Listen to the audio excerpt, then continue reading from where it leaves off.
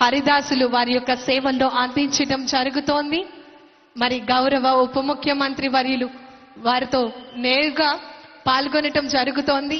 సాంస్కృతిక కార్యక్రమాలలో ఈరోజు సంక్రాంతి మనకి మన కుటుంబ సభ్యులందరికీ కూడా మరుపురాని సంక్రాంతిగా, మనం ఎప్పుడు కూడా మరిచిపోలేని సంక్రాంతిగా మనం అందరం కూడా గుర్తుంచుకునే విధంగా జీవితంలో ఈ 2026వ సంవత్సరం సంక్రాంతి సంబరాలు ప్రతి కుటుంబ సభ్యులకు, ప్రతి మన పిఠాపురం నియోజకవర్గ ప్రజలందరికీ కూడా గుర్తుంటుంది.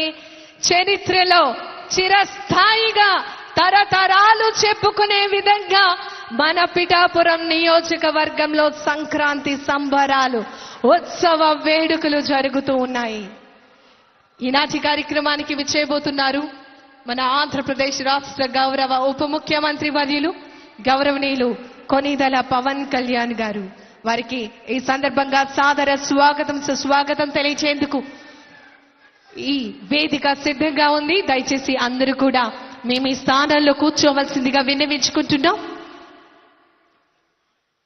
తెలుగు సంస్కృతి సంప్రదాయాలకి పెట్టింది పేరుగా ఆంధ్రప్రదేశ్ రాష్ట్ర ప్రభుత్వం చక్కటి సాంస్కృతిక కళాత్మక రూపాలతో వారికి స్వాగతం పలుకుతున్నటువంటి దృశ్యాలను మనం చూస్తున్నాం.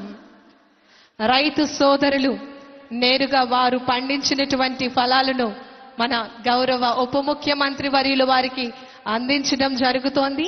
దానికి సంబంధించినటువంటి సమాచారాన్ని వారికి తెలియచేయడం జరుగుతోంది.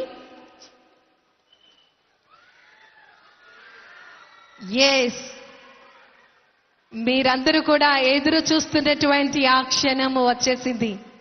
మన ప్రియతమ నాయకులు, లెజెండరీ విజనరీ లీడర్, ఆంధ్రప్రదేశ్ రాష్ట్ర గౌరవ ఉప ముఖ్యమంత్రి వర్యులు గౌరవనీయులు శ్రీ కొనిదెల పవన్ కళ్యాణ్ గారికి సాదరంగా మీ అందరి కరతాళ ధ్వనుల మధ్య ఈ వేదిక, ఈ నియోజకవర్గం పీఠికాపురం సంక్రాంతి ఉత్సవ వేడుకలకు స్వాగతం పలుకుతూ ఆహ్వానాన్ని తెలియజేస్తోంది.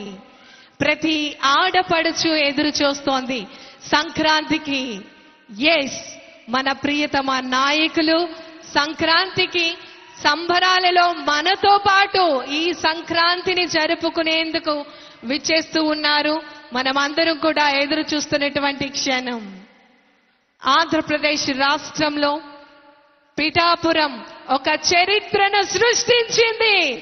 తరతరాలు చెప్పుకునే విధంగా, ఇతర రాష్ట్రాలు చెప్పుకునే విధంగా పిఠాపురం నియోజకవర్గ అభివృద్ధికి అహర్నిశలు కృషి చేస్తూ వినూత్నమైనటువంటి కార్యక్రమాలను నిరంతరం చేపడుతూ ప్రజలను చైతన్యపరుస్తూ ప్రజలకు సంక్షేమం, ఆరోగ్యం అన్ని రకాలుగా ఆర్థికంగా, సామాజికంగా ప్రతి ఒక్కరి యొక్క పౌరుని యొక్క భవిష్యత్తు బంగారు భవిష్యత్తు అవ్వాలి, వారి జీవితాలు వెలుగులు దిద్దాలి అనేటటువంటి దృక్పథంతో ఇంత చక్కటి